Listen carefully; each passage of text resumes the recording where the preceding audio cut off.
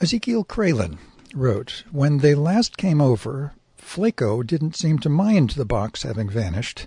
Flacco didn't seem to mind the box having vanished. Just glad to hop onto that fluffy bedding and zonk out. After first expressing her usual sweet gratitude and my belly rubs in return, but it has become her habit late at night to suddenly awaken and jump off the cot to spend a private 15 minutes or so in the box before returning by my side, sometimes scratching loudly on the cardboard floor before settling in. But that night there was no box, so she stood around wondering what to do, as she wasn't ready to return to bed nor lie down directly on the floor until I tossed one of the sleeping bags down. She happily accepted and curled up on it till early morn. Meanwhile, Lucky remained in a deep sleep, his head and upper torso pressed upon my calves in friendly comfort. She loved the larger box, but I don't know when I'll find another that size, so I taped 2 small boxes together as a temporary solution.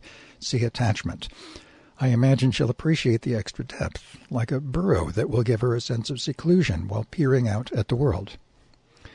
That recent stayover, I had told Deke to pick them up no later than 1 p.m. the next day. Not sure if he'd follow through. I was wondering how I'd finish my room prep with the pups present, because I needed to bag all the bedding as the final step, and they'd have to stay on the floor without anything fluffy to rest upon before we all stepped out. That's when I learned how important that fluffy respite is to them, because the moment Lucky jumped off the cot for a drink of water, Flacco was already on the floor atop one of the kids' sleeping bags. I snatched the remaining 3 comforters away, leaving only the 2 adult sleeping bags that were laid out flat. I figured they're cushy enough, and I could now seal up those smaller comforters, but when Lucky jumped back onto the cot, he sniffed around with disapproval, then leapt back onto the floor and attempted to join Flacco, but there wasn't quite enough room for him to enjoy a piece of the fluff she laid upon, so I tossed a second sleeping bag down, and he went right to it. Fortunately, I needed not go through the actual difficulty of dealing with the doggie's presence up to the last moment, since Deke showed up around 11:30 a.m., which allowed me ample time to complete preparing my hovel with ease. I was very pleased with him for that. Ironically, these 2 smaller boxes were the final remnant of neighbor Todd's passing.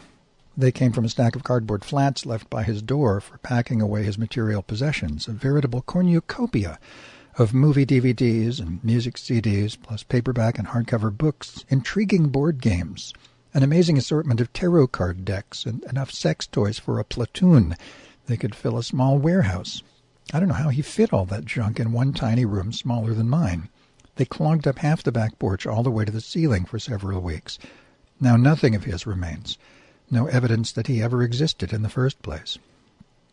I must say, Watson, that I've benefited from his death far more than I ever have from his living presence.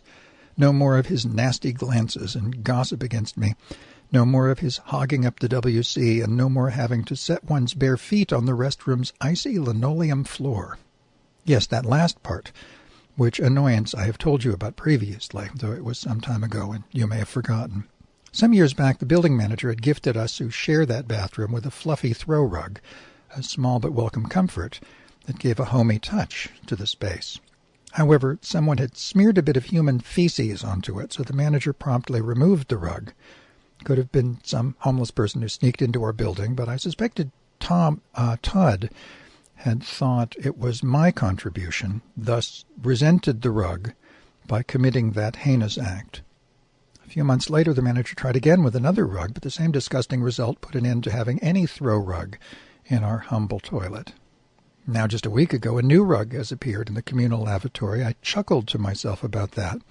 Another benefit of Todd's welcome extinction.